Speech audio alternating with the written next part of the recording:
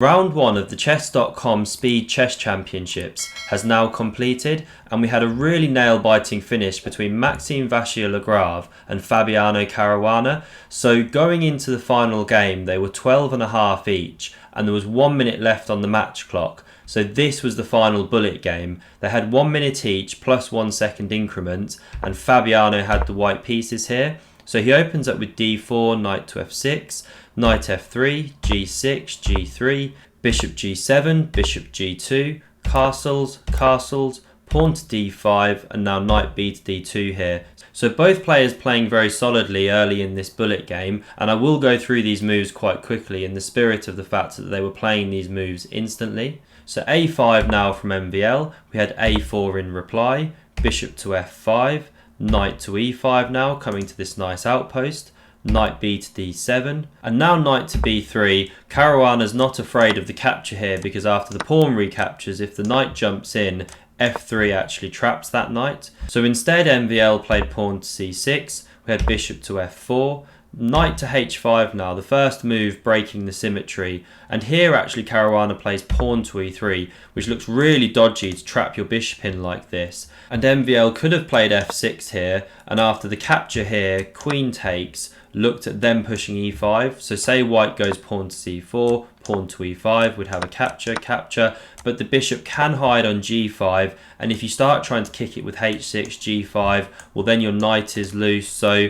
it's very tactical, and so MVL didn't want to go in for this. So coming back here, instead of playing pawn to f6, he played knight takes bishop. We had a recapture there. Queen to c7 now, h4, h5 shutting that down. Remember, this is blitz and you don't want your king coming under fire. Queen to d2 developing, pawn to b6. So MVL is preparing to play pawn to c5 here. We had rook f to e1, knight to f6 now, looking at this e4 square. Rook a to c1, Fabi's looking to play c4. Now we had knight to e4, the queen jumped into e3, and the knight comes back to d6, trying to keep an eye on both of these squares. Now knight to d2 from Fabi, he maybe should have gone c4 straight away, because this does allow now MVL to take a shot of pawn to f6 and start getting some play going through the centre, but he doesn't play this. He instead plays rook a to c8, and now Fabi gets c4 in. So MVL now chops the powerful knight on e5.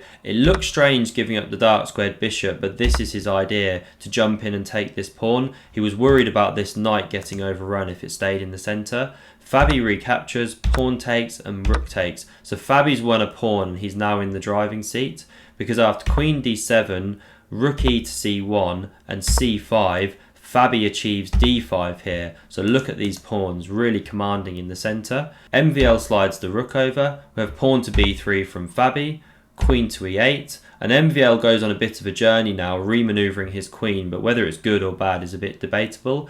Rook to d1 now, supporting this later push, queen to f8, and now rook to d2, a nice time out there, just protecting that undefended rook, improving it here where the queen keeps an eye. We had queen to g7, rook comes across to f4, the bishop comes into g4, and now Fabi further improves his bishop. He drops it back to f1, he's looking to come to c4 or even b5.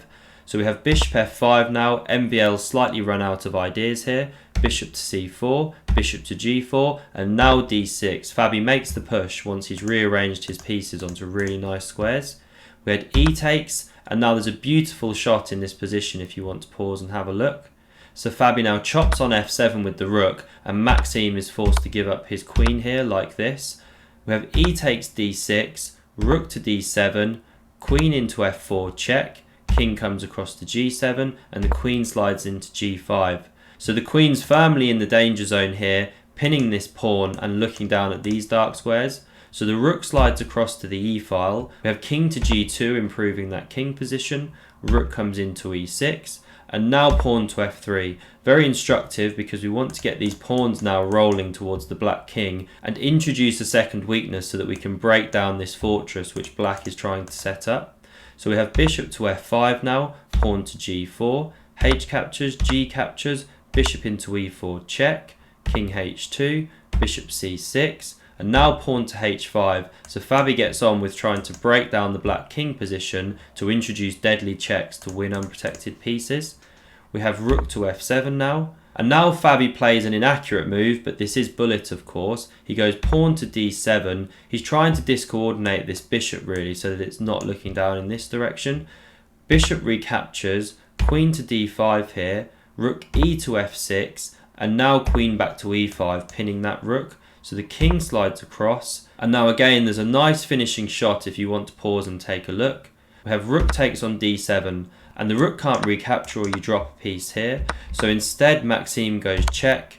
We have king g3, rook checks, king h4, and now MVL chops the rook, but after the pawn takes here, you can't take with the king or you lose here. And if the king slides up as it did, this was the final move of the game, because after king g7, we're checking here and we're picking up the rook. So a really tense game to finish there, and it was great to watch with Aman Hambleton and Daniel Naroditsky doing the commentary. I'd recommend checking out the quarterfinals if you haven't already. If you've enjoyed this video, then hit subscribe here, and to see more crushing GM games, click here. Thanks very much for watching and see you soon.